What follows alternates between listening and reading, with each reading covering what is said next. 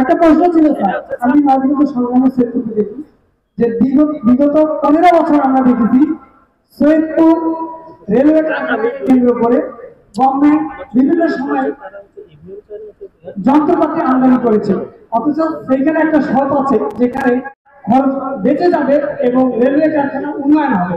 যেহেতু এখন একটি সরকার আছে, সেই সরকার সর্ববৃহৎ রেলওয়ে এবং এটা বাংলাদেশে আমলের সৃষ্টি নয়, এটা পাকিস্তান আমল থেকে চলে আসছে। ঐতিহ্যগতভাবে তারা দক্ষ পরিশ্রম, দেশকে তারা অনেক কিছু দিয়েছেন, রেলওয়েকে তারা অনেক কিছু দিয়েছেন। তারা সক্ষমতা হারিয়ে ফেলেননি, তাদের পূর্ণ সক্ষমতা আছে, কিন্তু সেই সক্ষমতাকে সম্মান করা হচ্ছে না এবং কাজে লাগানো হচ্ছে না। কেন হবে ভাই? আমার যদি পেট মোটা করতে হবে, তাইলে আপনার এখানে উৎপাদন করলে কেমনে হবে বলেন তো? আমার যে এলসিতে 4 টাইমস দাম দিয়ে আনতে হবে বিদেশ থেকে, এটাই তো দুর্নীতি। দুর্নীতির সকল লুফলস বা ছিদ্রপথ আমরা বন্ধ করার জন্য আর কেউ করুক না করুক লড়াই আমরা চালিয়ে যাবো। সৈয়দপুরের কারখানা একটি ভাবে দেশকে নূতন করে দিবে এবং শুধু সৈয়দপুর না, বাংলাদেশের যত জায়গায় এই ধরনের আমাদের রিসোর্স রয়েছে, সকল রিসোর্সকে আমরা কাজে লাগানোর জন্য আমরা আপোষহীন সংগ্রাম চালিয়ে যাব। আর আল্লাহ যদি দেশ পরিচালনার দায়িত্ব আমাদেরকে দেন, আমরা কথা দিয়ে যাচ্ছি আর সংগ্রামের দরকার হবে না, ইনশাআল্লাহ বিনা সংগ্রামে সেই দাবি করব। স্যার একটা ছোট প্রশ্ন, স্যার একটা ছোট প্রশ্ন স্যার, আপনারা এই 10 দফা দাবির মধ্যে অন্তর্বর্তীকালীন সরকারে আনুপাতিক পদ্ধতিতে নির্বাচন চেয়েছিলেন। এই আনুপাতিক পদ্ধতিতে নির্বাচন হলে আসলে উপকারিতাটা কি, জনগণ কিভাবে উপকারিতা? উনি বলছেন যে এখন আমাদের দেশে যে সিস্টেমে নির্বাচন হয়, এই নির্বাচনের বাইরে গিয়ে আমরা চেয়েছি আনুপাতিক হারের নির্বাচন। জিনিসটা কি? জিনিসটা হচ্ছে যে ধরেন 10টা দল নির্বাচনে অংশগ্রহণ করবে, কিন্তু 10 জন প্রার্থী যদি থাকেও 10 জনের মধ্যে কম্পিটিশন হয় না, কম্পিটিশন হয় 2 জন বা ম্যাক্সিমাম 3 জনের, বাকিরা কম্পিটিশনে আসতে পারে। এই কম্পিটিশনে যারা আসতে পারলো না, হয়তোবা তাদের দলের সারা দেশব্যাপী অথবা ওই নির্দিষ্ট আসনের সমর্থন কম, কিন্তু তাদের মধ্যে অনেক যোগ্য লোক আছেন যারা দেশকে কিছু দিতে পারবে।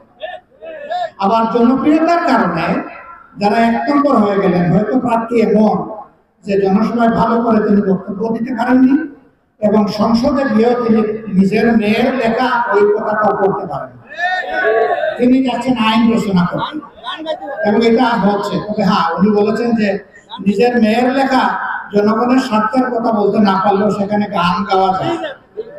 এইরকম সংসদটাকে একটা মানে রসিকতার জায়গায় পরিণত করা হয়েছে। আমরা চাই যে জনগণের প্রত্যেকটা ভোটের মূল্যায়ন হয়। এইভাবে যে দল সারা দেশে 1% ভোট পাবে, তাদেরও 3 জন প্রতিনিধি সংসদে ঢুকবে। যদি 1% পায়, 1 জন ঢুকবে।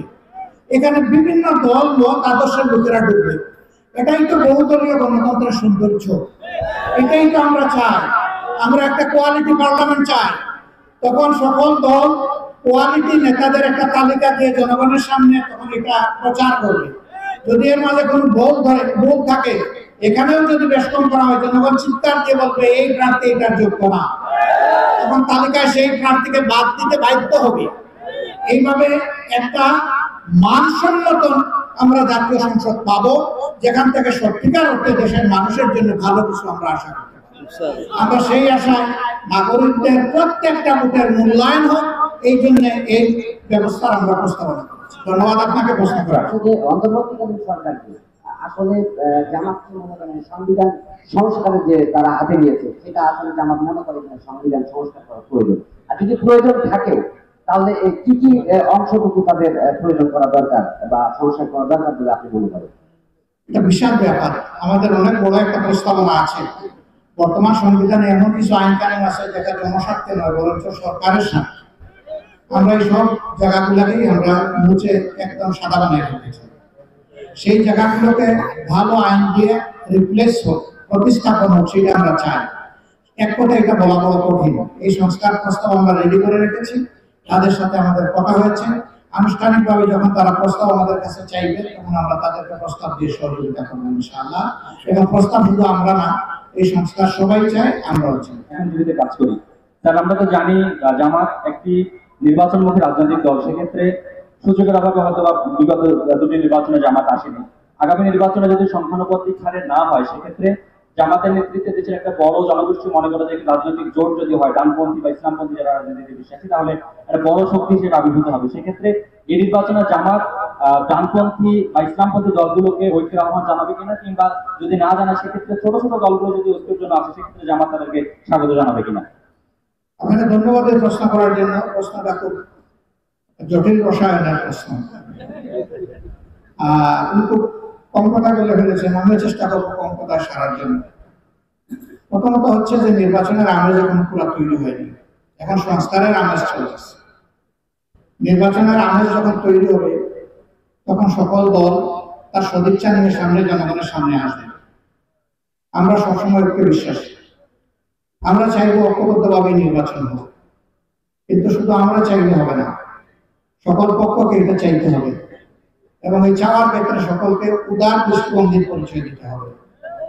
সংকীর্ণ দলীয় দৃষ্টিভঙ্গির প্রেক্ষাপটে কেউ যদি সেই ঐক্য চান, এটা কোনো ঐক্য নয়, এটা হচ্ছে আরেকটা কর্তৃত্ববাদ কায়েম করা। কর্তৃত্ববাদের জ্বালা থেকে বাঁচার জন্য এই দফায় দফায় আমাদের এই সংগ্রাম, আমাদের এই সন্তানদের সংগ্রাম। এই জন্য আমরা সকল দলের প্রতি অনুরোধ করবো, দেশের স্বার্থকে বড় করে দেখে সবাই যেন উদার মানসিকতা লালন করেন এবং দেশের স্বার্থকে সামনে রেখে যেন তারা সেইভাবে কার্যকর ভূমিকা পালন করেন।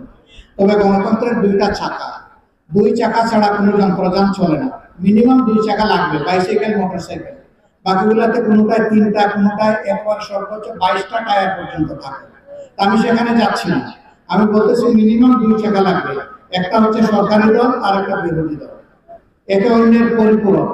সরকারি দল ছাড়া দেশ চলে না, বিরোধী দল ছাড়া সরকার চলে না।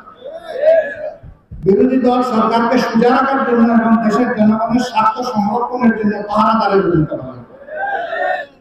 কেউ যাবে সরকারি দলে, কেউ যাবে বিরোধী দলে, কিন্তু সেখানে রেষারেষি এবং হিংসার পরিবেশ থাকবে না, থাকবে দায়িত্বশীলতার পরিচয়।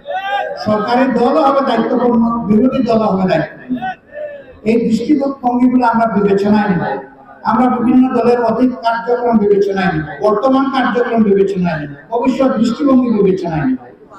যে জায়গাটায় জনগণকে আমরা নিরাপদ মনে করবো তাদের সাথে আমাদের ঐক্য হবে ইনশাআল্লাহ। আমরা দেখবো জনস্বার্থ সবার ঊর্ধ্বে, আমরা আমাদের দলের স্বার্থ দেখবো। এই ভাই প্রশ্ন করেছেন যে বাংলাদেশের প্রাথমিক শিক্ষায় আগে আমরা আমাদের বাচ্চাদেরকে ক্লাস 5 পর্যন্ত যখন পড়তো তখন তারা পাটিগণিতটা বুঝতো, যোগ বুঝতো, বিয়োগ বুঝতো, ভাগ বুঝতো, গুণ বুঝতো। কিন্তু এখন শিক্ষা ব্যবস্থা এমন স্তরে গিয়ে পৌঁছে যে ক্লাস 8-এর ছাত্রকে যদি একটা স্ক্রিপ্ট বাংলাতে ধরিয়ে দেয়া বলা হয় যে তুমি শুদ্ধ করে পড়ো, সেটাও শেখা রাখে। শিক্ষার এই যে বিধ্বস্ত অবস্থা, এটাকে পুনরুদ্ধারের জন্য কি করা উচিত? প্রথম কথা খেয়াল রাখেন যে আমরা সরকারে নেই। এখন যে সরকার আছে, এই সরকার জনগণের জন্য একটা সুষ্ঠু নির্বাচন উপহার দেওয়ার জন্য এসেছে। আর নির্বাচন সুষ্ঠু করতে গিয়ে যে কয়দিন তারা দায়িত্বে থাকবেন, আনুষঙ্গিক কিছু কাজ তাদেরকে করতে হবে, কিছু সংস্কার এবং কিছু সেবামূলক কাজ। এখনকার এই সময়ে সবচেয়ে বড় দাবি হচ্ছে দ্রব্যমূল্যকে মানুষের সহনসীমার ভিতরে নিয়ে আসা, যেটা এখনো আনা যায় না।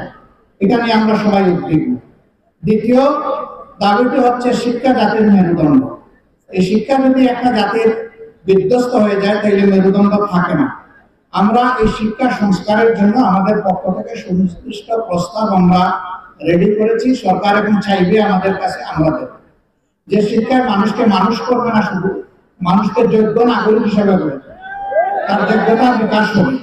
আমরা ওই কিছু কাগজ হাতে তুলে দেওয়ার জন্য ওই শিক্ষা চাই না। কাগজের চাইতে তার গুণাবলী যেন তার মধ্যে বেশি বিকশিত হয়। শিক্ষার উদ্দেশ্য হচ্ছে যে শিশুর মধ্যে সুপ্ত যে গুণাবলী আছে ওটাকে জাগ্রত করে তোলা। সেই শিক্ষাটাই আমরা জাতির সামনে আমাদের যে তারপরে অন্তর্বর্তী সরকার আসার পর থেকে বিএনপি এবং জামাতের অবস্থানটা কিন্তু একরকমই ছিল, যে তারা চায় যে একটা যৌক্তিক সংস্কারের পর নির্বাচন হোক। সেক্ষেত্রে জামায়াত কিন্তু তার অবস্থানে আছে এবং আমরা কিছুদিন থেকে লক্ষ্য করছি যে বিএনপি কিন্তু এই ব্যাপারে একটু তাড়াহুড়ার একটা ইয়াতে আছে। সেক্ষেত্রে বিএনপির সাথে জামাতের কোনো মতানৈক্য আছে কিনা, এবং এই বিষয়টা আপনি আরেকবার আপনি ক্লিয়ার করবেন যে নির্বাচন এবং সংস্কার ইস্যুতে স্পেসিফিক ভাবে জামাতের আসলে সুনির্দিষ্ট অবস্থানটা জানতে চাচ্ছেন। উনি জামাতের অবস্থান জানতে চাইছেন, নির্বাচন এবং সংস্কার এই দুইটা বিষয়কে সামনে রাখে। আপনারা বিজ্ঞ সাংবাদিক হিসাবে ইতিমধ্যেই জেনেছেন যে আমরা 41 দফা সংস্কার প্রস্তাব তৈরি করেছি, কিন্তু সবগুলা এই সরকারের জন্য না, এই সরকারের জন্য মাত্র 10 দফা। এই সরকার এই 10 দফা সংস্কার যদি সাধন করে তাহলে একটা সুষ্ঠু নির্বাচন আমরা বিশ্বাস করি উপহার দিতে পারব। এই জন্য আমরা মূল থেকেই বলে এসেছি সরকারকে আমরা যৌক্তিক সময় দিতে চাই। এই যৌক্তিক সময়ের অর্থ বছরের পর বছর যেমন নয়, আবার তাড়াহুড়া করে সংস্কার বাদ দিয়েও নির্বাচন যদি হয় সেই নির্বাচনটা সুষ্ঠু হবে না। জাতির 3টা নির্বাচন পরস্পর, তার পরপর 3টা নির্বাচনে ভোট দিতে পারলো না, নিজের মনের মতো করে দল এবং নেতা নির্বাচন করতে পারলো না। আমরা কি যেমন তেমন আরেকটা নির্বাচন চাই? চাই না। আমরা একটা সুষ্ঠু নির্বাচন চাই। এটা বিএনপিও চাই, আমরাও চাই, সব দল চাই যে একটা সুষ্ঠু নির্বাচন হোক। এই জন্য আপনি যেটা বলছেন যে বিএনপি একটু তাড়াহুড়া করছে, আমি ওটা বলবো না।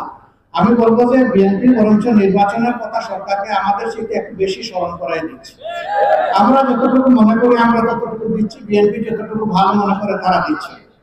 এই বিষয়ে আমাদের মধ্যে কোনো মতানৈক্য নাই। আমরা সবাই সুষ্ঠু নির্বাচন চাই। বিএনপি প্রথম দিকে একটা কথা বলে ফেলেছিল যে এতদিনের ভিতরে নির্বাচন চাই, পরে কিন্তু আবার তারা এটা থেকে সরে গেছে। তারাও বলেছেন যে না, যৌক্তিক সময় দিতে চাই। আমরা এই বিজ্ঞ যারা উপদেষ্টা পরিষদ আছেন তাদের উপরে আস্থা রাখতে চাই এইভাবে যে তারা জনগণের সেন্টিমেন্ট বুঝবেন। জনগণ কিন্তু একটা সুষ্ঠু নির্বাচনের জন্য মুখিয়ে আছে। অতএব এইটা নিয়ে কোনো ধরনের দীর্ঘসূত্রতা জনগণের কাম্য নয়। যৌক্তিক সময় তারা তাদেরকে এটা দিতে হবে এবং এই দাবি আমাদের। আশা করি এর মাধ্যমে সব ভুল দূর হয়ে যাবে। এবং বিএনপি এছাড়া অন্যান্য দলরা সবাই এই তত্ত্বাবধায়ক সরকারের সঙ্গে একাধিকবার করছে, আলোচনা করছে বিভিন্ন ইস্যু। আর সরকারের কাছে বিরোধী দলগুলো রোড ম্যাপ চাচ্ছে নির্বাচনে। এটা আর কতদিন নাগাদ এই রোড ম্যাপ হতে পারে আপনার কাছে, আপনার জামাতে ইসলামের পক্ষ থেকে? আমরা প্রথম বৈঠকে যখন বসি তখন এই সমস্ত বিষয় আলোচনায় আসে। তখন এসেছিল দেশের শান্তি শৃঙ্খলা, বাজার, আরো কিছু রাষ্ট্রীয় গুরুত্বপূর্ণ বিষয় যেগুলোতে মৌলিক সিদ্ধান্ত নেওয়ার বিষয় ছিল। দ্বিতীয় বৈঠকটা এই বিষয়টা এসেছে। তখন প্রধান উপদেষ্টা নিজেই বলেছেন যে আমরা সংস্কার শেষ করে রোডম্যাপে হাত না দিয়ে বরঞ্চ সংস্কার এবং নির্বাচন দুইটার প্রস্তুতি আমরা একসাথে চালাবো এবং এর কিছু দৃশ্যমান উন্নতি আমরা লক্ষ্য করছি। ইতিমধ্যে আগের যে অথর্ব পদার্থ দলীয় নির্বাচন কমিশন ছিল তারা পুরোটা বিদায় নিয়েছে। নতুন নির্বাচন কমিশন গঠনের জন্য সার্চ কমিটি গঠন হয়েছে এবং দল জোটগুলোর পক্ষ থেকে, অংশীজনের পক্ষ থেকে সরকার প্রস্তাবনা চেয়েছে যে 5 জনের এই কমিশনে কারা থাকবেন। সকলেই তাদের প্রস্তাব গতকাল পর্যন্ত উপস্থাপন করেছেন, আমরাও করেছি। আমরা আশা করছি অতি দ্রুত এই ব্যাপারে সিদ্ধান্ত নিয়ে একটা কার্যকর নির্বাচন কমিশন গঠন করা হবে। এরপরেই তাদের প্রধান কাজ হবে গত 15 বছর নির্বাচনকে তামসার বস্তুতে পরিণত করার কারণে যারা নতুনভাবে ভোটের যোগ্য এবং বয়স হওয়া সত্ত্বেও তারা ভোটার হননি, এখন সেই ভোটার তালিকা হালনাগাদ করতে হবে। এই তরুণ যুব সমাজ যারা বুকের রক্ত দিয়ে আমাদেরকে নতুন স্বাধীনতা এনে দিয়েছে তাদেরকে সম্মান করার প্রথম পদক্ষেপ হবে তাদেরকে অবশ্যই কেউ যেন বাদ না হয়, তাদের সকলকে ভোটার তালিকা, এই ভোটার তালিকা হালনাগাদ করার পরে নির্বাচন কমিশনকে ভোটের শিডিউল ঘোষণা করতে হবে। হালনাগাদ করার জন্য দীর্ঘ সময় নেওয়া যাবে না। স্বল্পতম সময়ের ভিতরে আন্তরিকতা থাকলে এবং সমাজের সমস্ত যন্ত্রপাতিকে যদি কাজে লাগানো যায় তাহলে এটা সম্ভব বলে মনে করি। আমরা আমাদের পক্ষ থেকে সর্বাত্মক সহযোগিতা করবো এই ব্যাপারে, তারা যদি আমাদের সহযোগিতা চায়।